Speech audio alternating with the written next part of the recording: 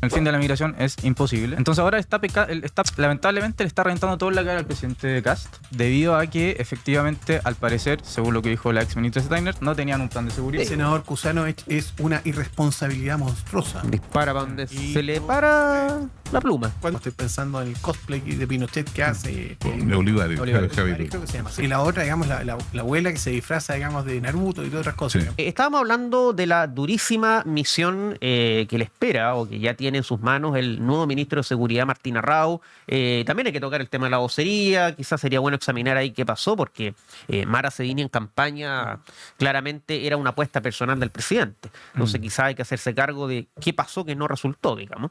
Entonces en esa línea, Tomás, ¿qué te parecen los nuevos ministros? ¿Crees que hay un problema quizás más de base, más de diseño? Algunos dicen se está cumpliendo la promesa que el presidente hizo en campaña, que era tener menos ministros. No sé, hay varias formas de abordarlo. Pero no son menos ministerios. Sí, pero eso prometió él. Pues no me reten a mí, digamos, no se enojen conmigo. Yo creo dos cosas. Primero, me pasa que en campaña, y le pasó al presidente Boric, esto de decir cuña, tiras cuña o palabra o lema grandilocuentes nunca funcionan. Entonces decir que vamos a acabar con la delincuencia, vamos a acabar con el fin de la migración es imposible. Entonces ahora lamentablemente le está reventando todo en la cara al presidente Kast, debido a que efectivamente, al parecer, según lo que dijo la ex ministra Steiner, no tenían un plan de seguridad. Entonces me parece que el cambio de gabinete o el cambio ministerial que vimos hace un par de días viene a solucionar un poco ese problema. Sin embargo, estoy de acuerdo con Marcelo que acá hay un problema de fondo y quizás un problema un poco más estructural del gobierno, debido a que están, a mi parecer, un poco como viendo qué pasa sobre la marcha. Y eso es problemático en un gobierno que espera cumplir promesas muy grandes y que la gente en el fondo votó por eso. La seguridad para la gente es muy importante. Y si no te estás haciendo cargo de eso, me parece que lo tiene muy difícil el gobierno. Respecto a la vocería, creo que el viceministro Alvarado tiene a su favor el hecho de que tiene voz y tiene un peso en el comité político. Cuestión que la ministra Cedini no tenía. Entonces, al ser ministro de Interior, tener un peso en el comité político, creo que lo va a facultar, de tener una mayor disposición al momento de hacer la vocería.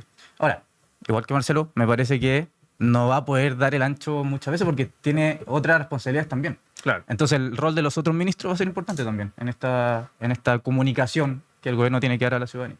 Hay dos preguntas que les quiero hacer, obviamente a los tres. La primera, ¿creen a su juicio que esto vendría a confirmar lo que se ha criticado por nosotros mismos también, por lo demás, de que los partidos políticos pucha que son necesarios y el gobierno tuvo un diseño inicial y lo sigue teniendo, que los partidos políticos están arrinconados, porque piensan que el nuevo viceministro de Interior y vocero es una figura clave para la UDI?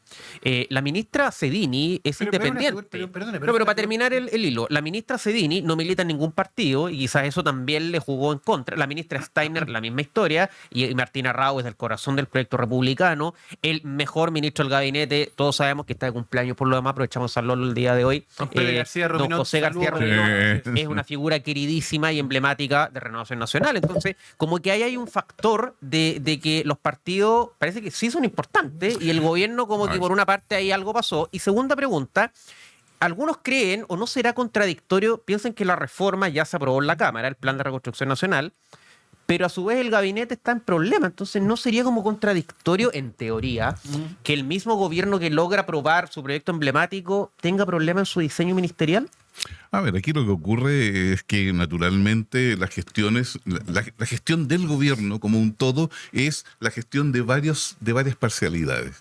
Y hay gestores que funcionan muchísimo mejor unos que otros, digamos. La gestión en vivienda está funcionando bien, más allá de cualquier cuestionamiento comunicacional. Sobre todo la forma. La gestión en parlamento también está funcionando muy bien, digamos, porque tenemos, y lo voy a decir con mucho cariño, un viejo zorro metido ahí que conoce todo el teje-maneje de cómo como hay que pez hacer. en el agua se mueve. Claro, y las teclas y los botones que hay que apretar, las teclas que hay que tocar. Y lo ha hecho muy bien, ¿ok? Pero por otro lado también hay otras gestiones, unas que están por comenzar a verse si van a funcionar o no, y otras que también merecen algún reparo, digamos, ya no solamente en el punto de vista comunicacional, sino que también en el punto de vista político. Y aquí toco el tema que los partidos políticos son fundamentales para el funcionamiento de la democracia. Y esto no es porque se generen un monopolio, sino que el hecho de que entidades que tienen determinadas ideas que conquistan a la ciudadanía y la ciudadanía les permite gobernar, esas mismas ideas tienen que vertebrarse en personas. Y cuando las personas no están vinculadas a partidos políticos, entonces las ideas se difuminan y empiezan a aparecer los creativos y empiezan a aparecer las... No, mira, a mí me parecería fantástico que se hiciera A, B o C, ¿ya? Cuando eso no está inserto en un cierto ideario político, en realidad la probabilidad de fracaso es muy alta. De ahí que eso en primer lugar. Y en segundo lugar, y esto también es muy importante, en la práctica, en el día a día, el apoyo que brindan grupos organizados no se puede comparar con el carisma personal que pueda tener un ministro independiente. Claro. Hay varias cosas en esto que son lecciones que uno tiene que sacar. Primero, el rol de los partidos. Y por eso es lo menos sexy del mundo, pero hay que volver a dos premisas básicas. Los partidos tienen que tener poder en una democracia. Cuando el partido al final termina teniendo menos poder que los francotiradores solitarios, digamos a los llaneros solitarios, que sus votos pueden llegar a ser muy importantes porque al final son las bisagras que permiten, de alguna manera, permitir las mayorías cuando las mayorías son muy exiguas, como es el caso que tenemos hoy día en el Congreso, que en ambas cámaras está casi empatado, digamos. Entonces, ahí es donde donde el rol de estos independientes empieza a resultar un tanto complejo. Y quiero poner un ejemplo. Hoy, el senador Kuzanovich ha anunciado que va a votar en contra de la reforma planteada por el gobierno. Y eso deja al gobierno en una posición tremendamente feble. Y 25-25. Empatado. No, pues, ya estábamos empatados. Éramos 26. Claro, 26. Ahora estamos 25-25 o con abstención, vaya a saber uno, digamos. Y tenemos además el senador Calisto y la senadora Flores, que puede ser que en algún minuto los tribunales terminen pidiendo desafuero. Pero el senador Kuzanovich dispara para cualquier lado. ¿Es más responsable por lo que el digo? senador Kuzanovich es una irresponsabilidad monstruosa. Dispara para donde Y se le yo, para la pluma. Cuando, voy a decirlo con toda su letra, porque yo lo pasé al Tribunal Supremo de Renovación Nacional, antes que renunciara, por supuesto. O sea, lo pasamos y renunció inmediatamente. Yo creo que Kuzanovich es una persona cuyos planteamientos políticos son más o menos equivalentes, como decía algún autor constitucionalista, equivalentes a una guía telefónica. Ese es el nivel de densidad que tiene. Las guías telefónicas no tienen densidad, digamos, tienen nombres escritos, no más que eso. Pero lamentablemente estamos en manos de gente como él, que finalmente son los que terminan marcando la pauta respecto de qué es lo que se vote. Y eso es una anomalía del sistema. O sea, los Kuzanovich son anomalías del sistema, porque no tienen que rendirle pleitesía ni cuenta a nadie. Y cuando eso ocurre, no es que le rindan pleitesía a su ciudadanía como ellos vociferan, sino que normalmente lo que hacen básicamente es negociar su mejor posibilidad. Obvio. Y por lo tanto tratan de aumentar su costo. Entonces, lo que hace Kuzanovich hoy es subirse el costo para que después el gobierno tenga que hacer los planteamientos que a lo mejor le permitan a él obtener una prebenda distinta. No estoy Que ya lo había dicho, él había dicho que estaba molesto por unos nombramientos en su región de Magallanes, que el gobierno no le había cumplido, lo dijo salió en el diario, entonces, y criticó al gobierno. Entonces, cuando uno suma 2 más 2, termina sumando 4 normalmente. En segundo lugar, el rol de los partidos. Yo creo que en esto es fundamental que volvamos a la lógica. Y aquí mi crítica permanente, el otro día tuvimos un rol que fue muy criticado por la gente del PDG, pero cuando tenemos partidos que son partidos con definiciones doctrinarias tan buenas para el disfraz, digamos, perdón por la ironía, digamos, estoy pensando en el cosplay de Pinochet que hace el diputado, el tremendo diputado, ¿cómo se llama? Olivares, Olivares, creo que se llama así. Sí. Y la otra, digamos, la abuela que se disfraza, digamos, de Naruto y todas otras cosas. Sí. Y todos se terminan disfrazando de algo en esta lógica de París, digamos. París se disfraza, digamos, por lo pronto se disfraza de autoridad, digamos, porque se pone la corbata roja, digamos, llega a patear el tablero, después de patear el tablero vuelven a negociar con el ministro de Hacienda y aparece como que él hubiera conseguido cosas que en definitiva no son conseguibles.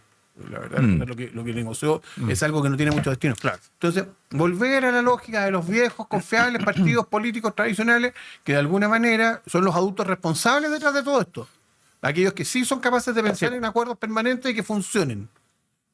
Cualquier otra cosa yo los invito a mirar hacia el norte, unos 2.000 kilómetros para el norte, y veamos cómo está la política en Perú y lo que Sí. humildemente he denominado la peruanización de la política chilena, que es esta cosa de los partidos sin ideología, sin doctrina, pero con muchos intereses creados. Mira, solamente en honor a la verdad, esto lo consigne MOL, y recién. El senador Kuzanovich ya estaba molesto por la nominación de quien era el delegado presidencial. El delegado presidencial allá en su región de Magallanes, y se molestó con el gobierno. Pensemos que él en campaña, contrariando a lo que dijo su partido en ese momento, él se fue a apoyar al entonces candidato Kast, y después, como ahora el gobierno no le cumple lo que él le pidió, ahora otra vez se cambia de chaqueta y ahora no apoyaría al gobierno. Entonces, lo que describe Marcelo, esta peruanización de la política, estos llaneros solitarios que disparan para donde primero se les para la pluma, la fragmentación del sistema, llevándolo al término de ciencia política, yo creo que hace mucho daño, Tomás. Sí, yo quiero dos cosas. Primero, me parece que el cambio de gabinete vino a reflejar que la política tradicional debe imperar en gobiernos de este tipo. Se fortaleció Chile Vamos con la designación del ministro Alvarado como vocero. Se fortaleció Chile Vamos con el rol que ha jugado el ministro García en el Congreso. Y bueno, republicanos con Arrau también se hizo fuerte como ministro de Seguridad, lo que hace que el partidismo sea algo clave en la política. Respecto a la peruanización de la política chilena, si no paramos esto, creo que vamos para allá. Desde el cambio binominal hemos visto una fragmentación bien preocupante en el Congreso. Creo que hay ¿cuántos partidos? 24, 25 por ahí. Ya perdí la cuenta, pero más de 20, más de 20 por lo menos. Sin contar lo que está- Hay tres menos en sin este contar lo momento. que Lo que está en formación. formación. O sea, Sí, Por sí. ejemplo, el del Rojo Edwards. Sí, entonces El rojo que ha pasado por cuánto partido existió en Chile, digamos. es una cuestión bien preocupante porque si no paramos esto, si no existe una reforma, una modificación a nuestro sistema político, vamos a terminar efectivamente como nuestros vecinos, no solo Perú, como en general Como toda la región, ¿no? Bolivia, como claro. Entonces, eso, yo creo que debemos fortalecer el partidismo. Creo que los partidos políticos son clave, sobre todo los viejos partidos políticos, los grandes partidos políticos, y ahí el juego que todos nosotros jugamos. Sí, y es aquí yo voy a desclasificar una conversación que he tenido en privado con varios de mis amigos en partidos políticos, incluido mi querido amigo Marcelo, ¿ya?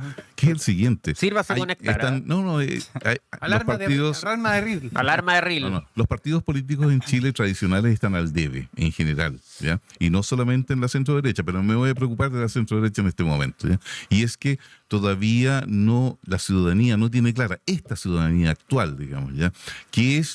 ¿Cuál es el proyecto de país que le están ofreciendo a Chile?